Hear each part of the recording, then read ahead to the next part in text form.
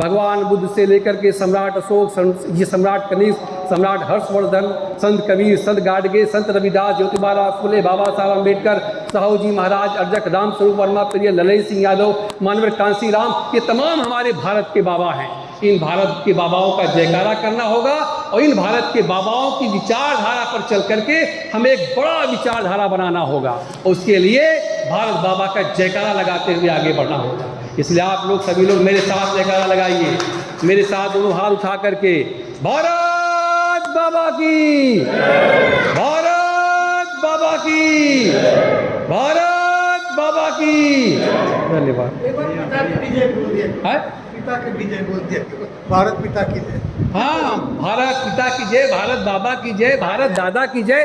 कहने का मतलब कि विचारधारा की हम बात कर रहे हैं। हमारा ये कहने का ये मतलब है कि हमारे जो भारत के बाबा थे, भगवान बुद्ध थे, चंद्रगुप्त मौर्य थे, सम्राट अशोक थे, सम्राट कनिष्क थे, हर्षवर्धन थे, ज्योतिबा फुले थे, बाबा साहब अम्बेडकर, साहू जी महाराज, प्रिय राम स्वरूप वर्मा, ललई सिंह यादव, अर्जक राम स्वरूप वर्मा, मानवर कांसी राम, ये जो हमारे भारत के बाबा हैं, ये जो हमारे भारत के बाबाओं का विचारधारा लेकर के चलना होगा, तब हम इनको पटाख कर ये पर कर पाए। हमें भारत माता के सबसे कोई आपत्ति नहीं है, भारत माता की भी है, लेकिन ये पूछना चाहिए कि जो लोग भारत माता की जय कहते हैं उनसे पूछना चाहिए भाई तो भैया बताओ, तुम भारत माता की जयकारा कराते हो, भारत के बाबा का नाम क्यों नहीं बताते?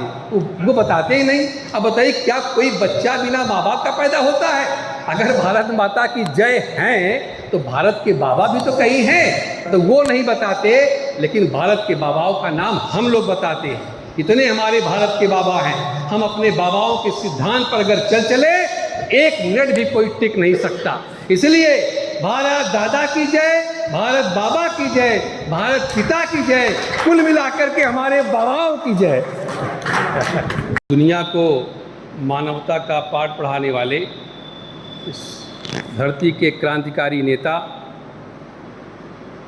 भगवान बुद्ध को नमन करते हैं। साथ ही भारत की धरती पर अन्याय, अत्याचार, शोषण, उत्पीड़न और जुल्म और जाति के खिलाफ जीवन भर संघर्षरत रहे ऐसे अभी सभी ज्ञात अज्ञात अपने महापुरुषों को नमन करते हैं। संत कबीर, संत रविदास, संत गाडगे, ज्योतिबा फुले, साहू जी महाराज, बाबा साहब अम्बेडकर, पेरियार रामास्वामी नायकर, बीपी मंडल, चंद्रिका प्रसाद जिज्ञासु, ललई सिंह यादव, अर्जक राम स्वरूप वर्मा, मानवर कांसी राम साहब, इन सभी महापुरुषों को हम नमन करते हैं, जिनकी बदौलत आज यह कारवां आगे बढ़ा है। आज जगदेव बाबू के शहादत दिवस के अवसर पर जो शहादत सप्ताह मनाया जा रहा है, इस अवसर पर हम इस देश के क्रांतिकारी नेता बाबू जगदेव प्रसाद को अपनी हार्दिक श्रद्धांजलि व्यक्त करते हैं, अर्पित करते हैं। और यहाँ आज बाबू जगदेव प्रसाद के शहादत दिवस के अवसर पर जो यहाँ उपस्थित जन है, मैं आप सभी को नमो बुद्धाय, जय भीम कहता हूँ। साथ ही ये मेरा सौभाग्य है कि मैं जिसके साथ आज इस सभा में आया हूँ, माननीय तपेंद्र प्रसाद शाक्य जी, जो एक बहुत पहले से जगदेव बाबू की विचारधारा पर काम करते रहे हैं, मैं उनके साथ आज इस सभा में आया हूँ। माननीय जगदीश कुशवाहा जी, आरटीओ साहब, हम आप और ये मंच पर बैठे जितने भी लोग हैं, जगदीश चौधरी साहब, पूर्व मंत्री माननीय राकेश मौर्य जी, मैं आप सबको अभिवादन के साथ नमो बुद्धाय, जय भीम कहता हूँ। साथियों, बाबू जगदेव प्रसाद का शहादत दिवस है, इसलिए बात बहुत साफ होनी चाहिए, बहुत स्पष्ट होनी चाहिए। उन्होंने ये बात कही थी, अगर आज वो होते तो दलितों के नाम पर, पिछड़ों के नाम पर जो आज पार्टियां बनी हैं और जो उनका कार्य है, उसको देख करके बहुत दुखी होते, क्योंकि उन्होंने कहा था कि शोषक और शोषित की लड़ाई कभी सट करके नहीं बल्कि हट करके होनी चाहिए। और आज यहाँ क्या हो रहा है? आज यह हो रहा है कि जो शोषितों की पार्टी है वो शोषितों से मतलब कब रखती है और शोषकों को ही अपने साथ सटा करके और जगदेव बाबू और ये महापुरुषों का आंदोलन चला रही है। अगर आज जगदेव बाबू होते तो बहुत ही कुपित होते, क्योंकि जगदेव बाबू बहुत ही उग्र नेता थे।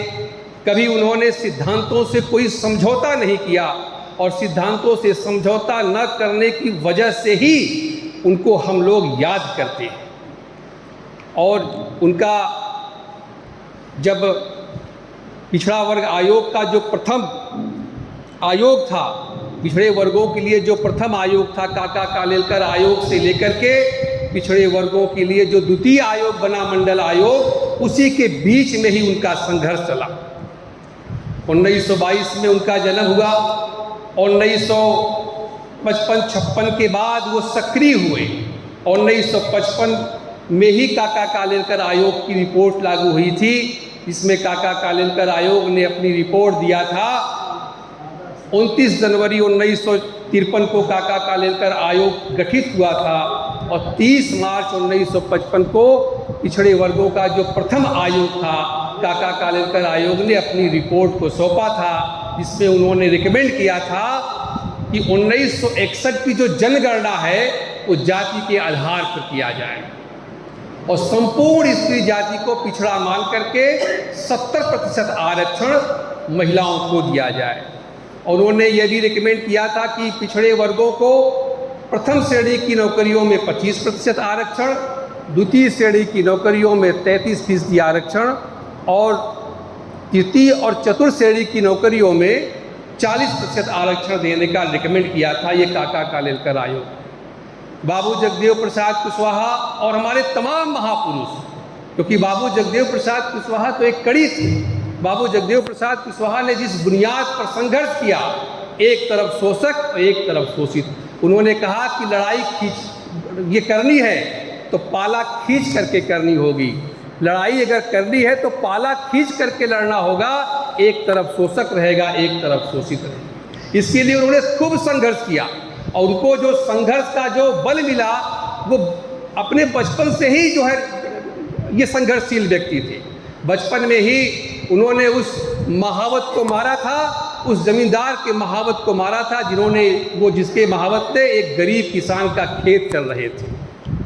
उस महावत को मारने के पीछे उनके अंदर दर्द था, इस गरीब किसान का खेत वो महावत क्यों चरा रहा है। जब उन्हें पता चला यह तो यहाँ की प्रथा है, जमींदार का यह नियम है कि जिसके पास अगर 1 बीघा ज़मीन है तो 4-5 कट्ठा ज़मीन, 2-3 बिस्वा ज़मीन जो ये जमींदार का महावत चराएगा। इसको लेकर के बाबू जगदेव प्रसाद ने उस महावत को पीटा था, और जमींदार को यह खबर लगी थी, लेकिन जमींदार वो रुक गया, क्योंकि बाबू जगदेव प्रसाद कुशवाहा की टीम बहुत संगठित थी। तो बाबू जगदेव प्रसाद कुशवाहा बचपन से ही क्रांतिकारी थे। उन्होंने जब मिडिल में पास किए, आप लोगों ने बताया होगा इसको, और नई धोती पहन लिए थे। नई धोती पर भी जब वो गांव में अपने चले तो नई धोती पर भी सवर्णों को बड़ा बुरा लगा। उनको ये बात खल गई कि नई धोती पहनने पर किसी को बुरा क्यों लगता है। उन्होंने अपने पिता से पूछा कि पिताजी, ये नई धोती आप अपने पैसे से ही लाए हैं कि ये कहीं मांग के लाए हैं। पिताजी ने कहा, नहीं बेटा, ये धोती मैं अपने पैसे से लाया हूँ। उन्होंने कहा कि जब नई धोती आप अपने पैसे से लाए हैं तो मेरी नई धोती पहनने से गांव के सवर्णों को, जमींदारों को बुरा क्यों लगता है। तो उन्होंने कहा कि ठीक है, ये प्रथा है, वो मुझसे जलते हैं। उस घटना से भी बाबू जगदेव प्रसाद कुशवाहा के हृदय में बहुत आघात लगा था। वह बीजारोपण, उनके क्रांतिकारी आंदोलनकारी होने का बीजारोपण उसी समय से हो गया था। बाबू जगदेव प्रसाद कुशवाहा जब मैट्रिक पास किए 1946 में, तो अचानक उनके पिताजी का बीमारी से देहांत हो गया था। लोग घर में खुशी मना रहे थे, उसके बाद उनके पिताजी का देहांत हो गया था। अगर मैं सही हूँ तो जो मैंने पढ़ा है, जो मैंने सीखा है, एक तरफ उनके पिताजी की लाश पड़ी थी, लोग विलाप कर रहे थे, लोग रो रहे थे। दूसरी तरफ गांव का ब्राह्मण आया तो कहा कि ये सब ये प्रयाग का जो वो डेथ हुआ है, ये सब जगदेवुआ के कारण हुआ है। ये जगदेवुआ के कारण हुआ, ये अधर्मी है, पापी है, इसी के कारण ही इसके पिताजी का देहांत हुआ है। तो जगदेव बाबू ने कहा कि भाई पंडित जी, हमने क्या किया, हमने कौन सा ऐसा काम किया। हम तो अपनी पढ़ाई लिखाई करते हैं, ढंग से रहते हैं, किसी के साथ अन्याय नहीं करते, कोई शोषण नहीं करते, हमने क्या ऐसा अपराध कर दिया है कि मेरी वजह से हमारे पिता का देहांत हो गया। तो उन्होंने, पंडित ने ये कहते हुए वहाँ से जो है चला गया। लेकिन जगदेव बाबू को उसी समय ये बात बहुत बुरी लगी कि इस सामाजिक व्यवस्था में एक ब्राह्मण इस तरीके से आ करके हमारे पिताजी की लाश पड़ी है, इस तरीके से आ करके और कह करके और सबको दिग्भ्रमित करते हुए जा रहा है। उन्होंने तत्काल चिंतन किया। देखिए, जो महापुरुष होता है कोई अलग से नहीं होता, वो हमारे आपके बीच में ही होता है। हम लोग क्या करते हैं, अपमान सहते चले जाते हैं। इसी में से कोई व्यक्ति ऐसा निकलता है जो अपमान के खिलाफ लड़ जाता है, वही फिर महापुरुष हो जाता है। बाबू जगदेव प्रसाद कुशवाहा ने उसी समय तत्काल सोचा कि यह तो पंडित का कथन गलत है, अतार्किक है। उन्होंने चिंतन किया, पिताजी की लाश पड़ी है और उनका दिमाग चल रहा था। पिताजी का लाश पड़ी है सामने, उनका दिमाग चल रहा था कि ये क्या हो रहा है, क्या कह रहा है। वो गुस्से में गए अपने घर में और जितने भी देवी देवता की मूर्ति थी, फोटो था, सब निकाल करके उसी समय पिताजी की अर्थी पर डाल दिया। अब उनको किसी ने बताया नहीं था, ये महापुरुष के लक्षण होते हैं कि उन्होंने तत्काल उनको ये ज्ञान प्राप्त हो गया कि जिसका मतलब कि जब ब्राह्मण जो धर्म का अगुआ है, जिसको आकर के हमें समझाना चाहिए, बताना चाहिए, वो अपना धर्म की गुंडाई कर रहा है, धार्मिक डकैती कर रहा है, तो मैं अब डकैतों का साथ नहीं दूंगा। और जो डकैती के माध्यम है, धार्मिक जो शोषण का माध्यम है, सब देवी देवताओं की तस्वीर को ला करके पिता की अर्थी पर डाल दिया। और जब उनका श्राद्ध होने को आया, तब उस समय फिर ब्राह्मण आया, उनके घर वालों को समझा रहा था कि भाई श्राद्ध बढ़िया करिएगा, खूब बढ़िया चीज़ दीजिएगा, और ये हमको वो खटिया, वो तौलिया, तेल, साबुन, क्या क्या होता है सबको दीजिए। ये बाबू जगदेव प्रसाद कुशवाहा ने उसी समय फिर रिवोल्ट किया और उन्होंने ये पंडित को समझाया। लेकिन ब्राह्मण अपनी आदत से बाज नहीं गया और उनके दादा को समझाते हुए फिर चला गया। लेकिन जगदेव बाबू के मन में क्रांति का बीजारोपण हो चुका था और उन्होंने अपने दादा को समझा ले गए। उनके परिवार में कोई साध का कर्म नहीं हुआ, कोई कर्म कांड नहीं हुआ।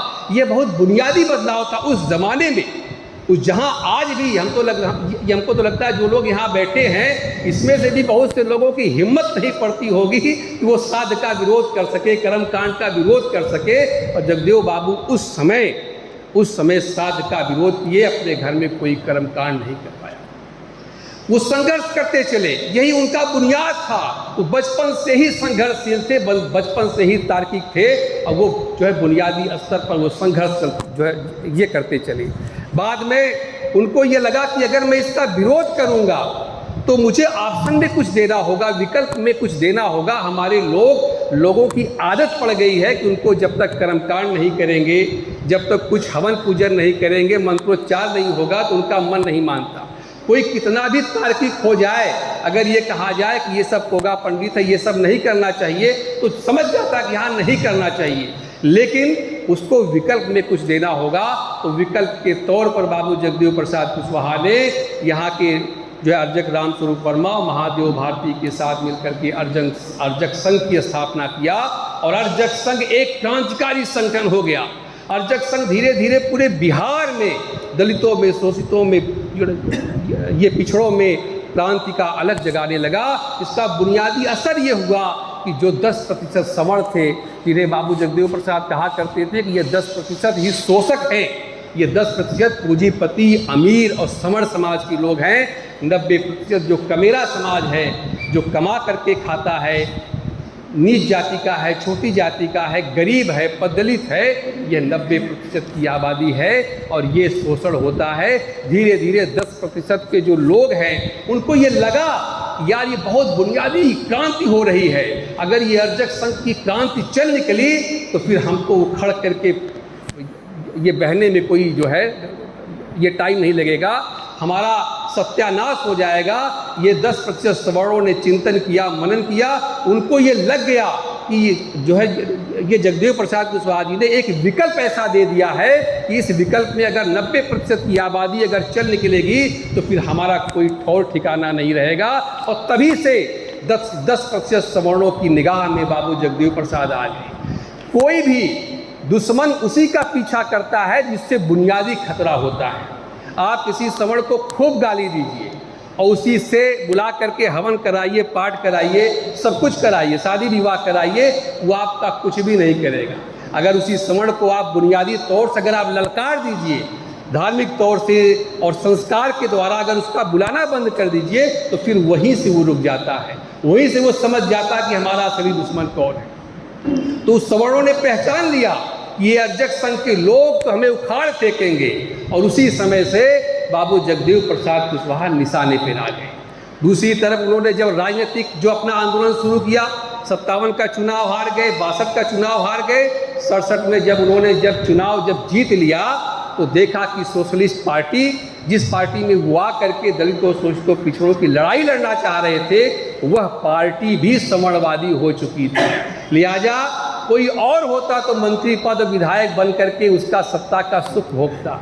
महापुरुष इसीलिए होता है, जो जीवन में समझौता कर लेता है नेता, वो उस समय जब तक नेता रहता, मंत्री विधायक रहता, तब तक तो उसकी पूछ भले हो, लेकिन सत्ता से, पद से हटने के बाद वो गत में जो है चला जाता है। जगदेव प्रसाद कुशवाहा चाहते तो 67 में विधायक थे, मंत्री रहते, लेकिन उन्होंने उसी समय रिवोल्ट किया और सोशलिस्ट पार्टी को छोड़ने में देर न लगी, और शोषित दल बना करके फिर उन्होंने सतीश प्रसाद कुशवाहा और बीपी मंडल को बिहार की धरती पर, बिहार की राजनीति में सबसे पहले पिछड़े वर्ग का मुख्यमंत्री बनाने का काम किया। यह बहुत बुनियादी ये बदलाव किया। 1969 के चुनाव में वो चुनाव जीत गए, फिर वो मंत्री बने, 1972 तक मंत्री रहे, और ये दारोगा प्रसाद राय के मुख्यमंत्रित्व काल में उन्होंने बहुत ढेर सारे काम किए, बुनियादी काम किए। 1974 में जब उन्होंने शहादत दिया, जब उनको मारा गया गोली से, तो उसका इंटेंशन केवल यही था। बिहार में बहुत आंदोलन हुए, जयप्रकाश नारायण को ये क्यों नहीं मारा गया, तमाम लोग नेता थे क्यों नहीं मारे गए, लेकिन एक इंटेंशन था, क्योंकि वो राजनीतिक बदलाव के साथ साथ सामाजिक बदलाव कर रहे थे। उनको मारने के पीछे मूल मंशा यही थी कि राजनीति बदले ना बदले, लेकिन अगर समाज बदल जाएगा तो फिर ये जो दलित, शोषित, पिछड़ी समाज के लोग हैं, फिर ये सामाजिक समता में आ जाएंगे, फिर हमारा धंधा नहीं चलने पाएगा। जगदेव प्रसाद कुशवाहा की जो हत्या हुई है, उसके पीछे राजनीतिक कारण कम था, सामाजिक कारण ज़्यादा था। तो इसी कारण से जगदेव प्रसाद कुशवाहा के बुनियादी संघर्ष के बाद जब 1979 में 1 जनवरी 1979 में क्या हुआ, 1 जनवरी 1979 को जब ये मंडल आयोग का गठन हुआ, जब 1 जनवरी 1979 को मंडल आयोग का गठन हुआ और 30 दिसंबर 1980 को मंडल आयोग ने अपनी रिपोर्ट सौंपा, तो मंडल आयोग की रिपोर्ट जब जनता पार्टी में बनी थी, जब मंडल आयोग की रिपोर्ट बनी, तो उस समय इंदिरा गांधी आ गई थी प्रधानमंत्री बन करके।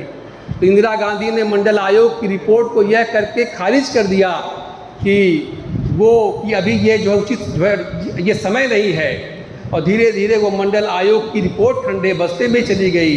और इंदिरा गांधी कौन थी, वो जवाहरलाल नेहरू की पाठशाला से सीखी हुई थी। जैसे जवाहरलाल नेहरू ने काका कालेलकर आयोग की रिपोर्ट को लागू नहीं किया, यह कह करके नहीं किया कि अगर काका कालेलकर आयोग की रिपोर्ट लागू कर दी जाएगी तो ये जो सामाजिक व्यवस्था है ये गड़बड़ा जाएगा, सामाजिक सद्भाव बिगड़ जाएगा। यह कह करके काका कालेलकर आयोग की रिपोर्ट जवाहरलाल नेहरू ने लागू नहीं की। और सामाजिक सद्भाव आप लोग जानते क्या है नेहरू की नज़र में?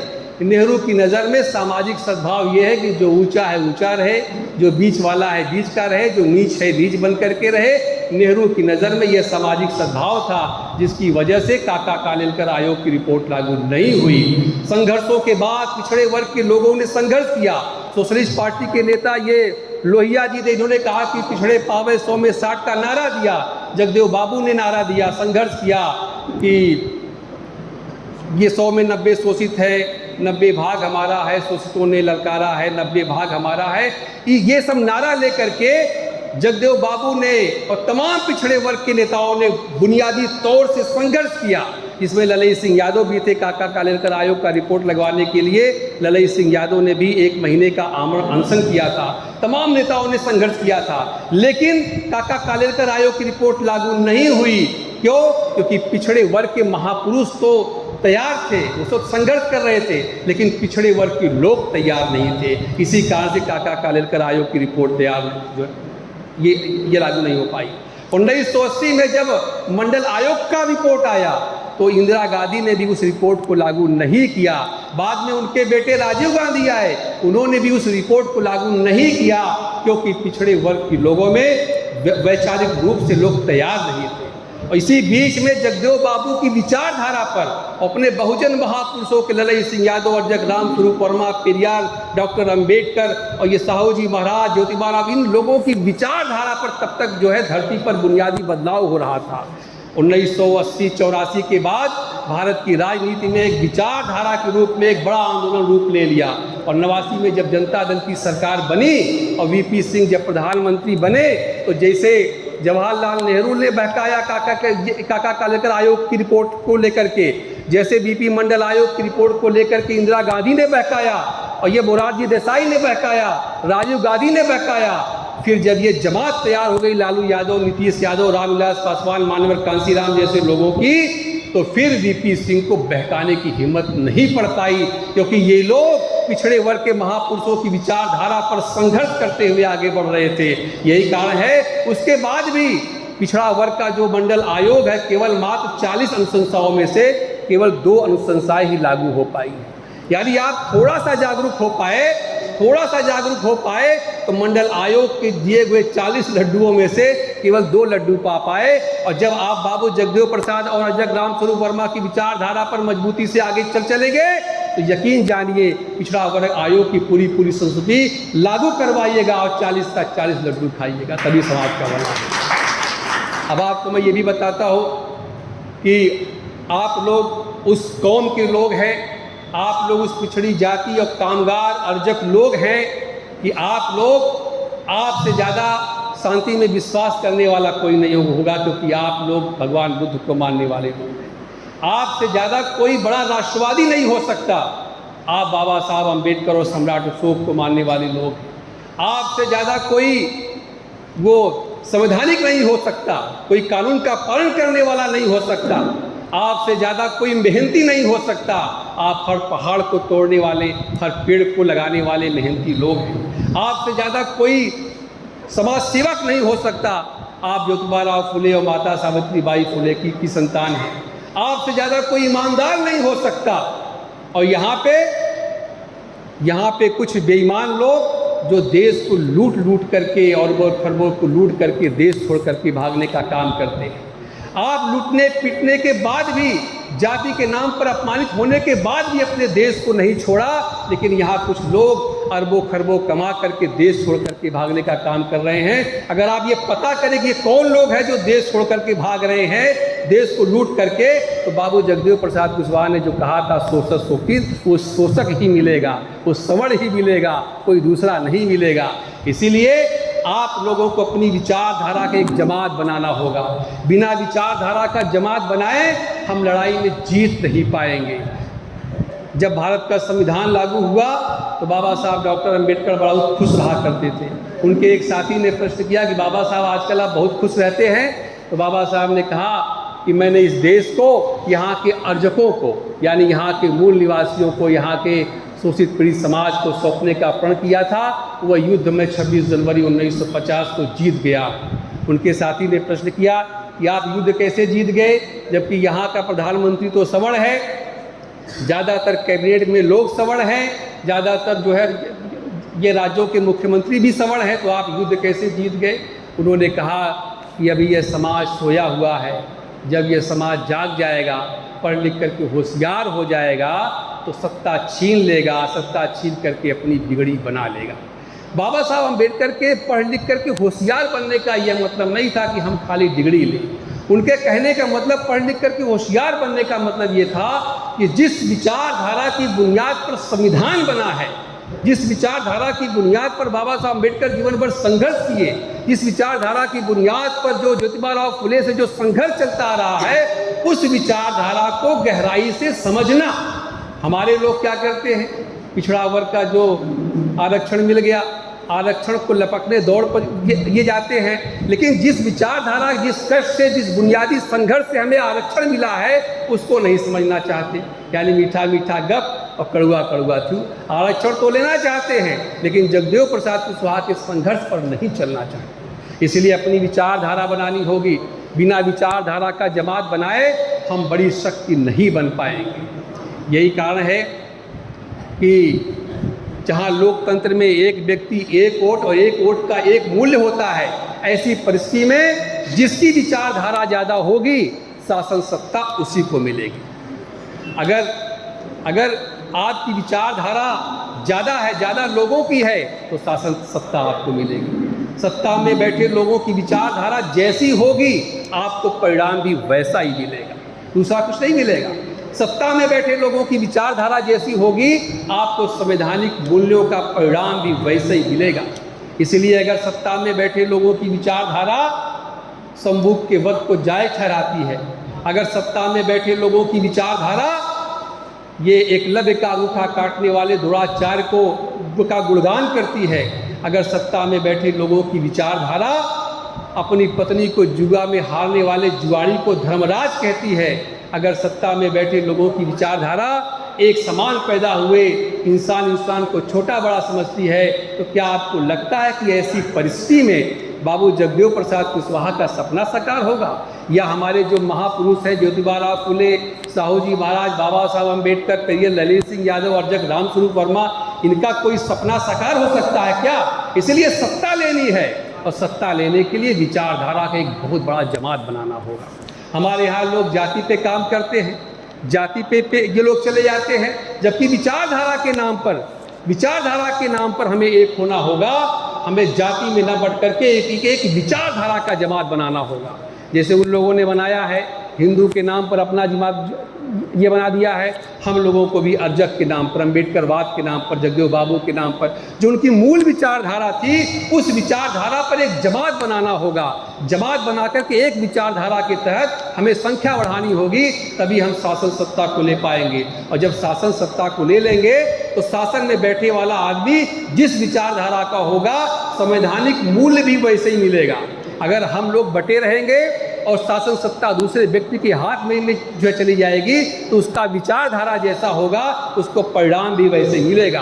परिणाम जैसे आजकल मिल रहा है, पिछड़े वर्गों को 27% आरक्षण लागू है, लेकिन 27% में भी डकैती हो रही है, क्योंकि शासन सत्ता में जो लोग बैठे हैं उनकी विचारधारा बाबू जगदेव प्रसाद कुशवाहा की विरोधी है, ललित सिंह यादव की विरोधी है, अर्जक रामस्वरूप वर्मा की विरोधी है। इसलिए हम लोगों को जमात बनानी होगी विचारधारा का, और उसी पे हम लोगों को काम करना होगा। साथियों, इन्हीं सब शब्दों के साथ हम अपनी बात को ख़त्म करेंगे, लेकिन आपसे एक नारा लगवाएंगे, क्योंकि हमारे लोग भारत माता के चक्कर में बहुत पड़े हैं। जहाँ हो भारत माता की जय, अरे भाई भारत माता की जय कहिए, कोई आपत्ति नहीं है। माता शब्द कहीं भी लगा होता है, माता शब्द स्नेह, प्यार, ममता, दया का वो जो है ये विषय होता है, तो भारत माता का जय करिए। लेकिन आप सवाल करिए, बताइए भारत माता का जयकारा कराने वालों लोगों ने पिछड़े वर्गों का आरक्षण लागू होते होते 40 वर्ष लग गया। ये भारत माता का जयकारा कराने वाले लोग पिछड़े समाज को, यहाँ के समाज को जातिवाद में, जाति पाति में, छोटा बड़ा में ये बांट करके हमेशा जीवन के हर पहलू में सताते रहे। कि भारत माता का जयकारा करने वाले लोग हिंदू की खाल में छिप करके भेड़िए हम लोगों को जीवन के हर पहलू में सताते रहेंगे। इसलिए हमारा आपका भला भारत माता का जयकारा करने से नहीं, बल्कि उन भारत के बाबाओं का जयकारा करना होगा। भगवान बुद्ध से लेकर के सम्राट अशोक, ये सम्राट कनिष्क, सम्राट हर्षवर्धन, संत कबीर, संत गाडगे, संत रविदास, ज्योतिबा फुले, बाबा साहब अम्बेडकर, साहू जी महाराज, अर्जक रामस्वरूप वर्मा, पेरियर ललित सिंह यादव, मानवर कांसी राम, ये तमाम हमारे भारत के बाबा हैं। इन भारत के बाबाओं का जयकारा करना होगा और इन भारत के बाबाओं की विचारधारा पर चल करके हमें एक बड़ा विचारधारा बनाना होगा। और उसके लिए भारत बाबा का जयकारा लगाते हुए आगे बढ़ना होगा। इसलिए आप लोग सभी लोग मेरे साथ जयकारा लगाइए, मेरे साथ दोनों हाथ उठा करके, भारत बाबा की, भारत बाबा की, भारत बाबा की। धन्यवाद। पिता की विजय बोल दिया, भारत पिता की जय। हाँ, भारत पिता की जय, भारत बाबा की जय, भारत दादा की जय, कहने का मतलब कि विचारधारा की हम बात कर रहे हैं। हमारा ये कहने का ये मतलब है कि हमारे जो भारत के बाबा थे, भगवान बुद्ध थे, चंद्रगुप्त मौर्य थे, सम्राट अशोक थे, सम्राट कनिष्क थे, हर्षवर्धन थे, ज्योतिबाराव फुले थे, बाबा साहब अम्बेडकर, साहू जी महाराज, करियर राम स्वरूप वर्मा, ललई सिंह यादव, अर्जक राम स्वरूप वर्मा, मानवर कांसीराम, ये जो हमारे भारत के बाबा हैं, ये जो हमारे भारत के बाबाओं का विचारधारा लेकर के चलना होगा, तब हम इनको पटाख कर ये पर कर पाए। हमें भारत माता के सबसे कोई आपत्ति नहीं है, भारत माता की रीच है, लेकिन ये पूछना चाहिए कि जो लोग भारत माता की जय कहते हैं उनसे पूछना चाहिए भाई तो भैया बताओ, तुम भारत माता की जयकारा कराते हो, भारत के बाबा का नाम क्यों नहीं बताते? वो बताते ही नहीं। अब बताइए, क्या कोई बच्चा बिना माँ बाप का पैदा होता है? अगर भारत माता की जय हैं तो भारत के बाबा भी तो कहीं हैं, तो वो नहीं बताते, लेकिन भारत के बाबाओं का नाम हम लोग बताते हैं। इतने हमारे भारत के बाबा हैं, हम अपने बाबाओं के सिद्धांत पर अगर चले एक मिनट भी कोई टिक नहीं सकता। इसलिए भारत दादा की जय, भारत बाबा की जय, भारत पिता की जय, कुल मिलाकर के हमारे बाबाओं की जय।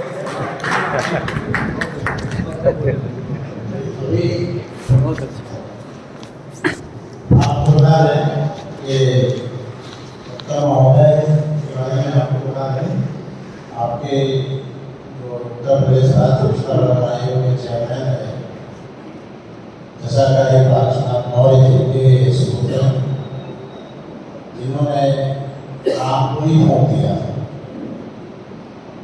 तो ये उसी देन है जो आज आपके बीच में इन महापुरुषों के बारे में आप भी बता रहे हैं और संगठन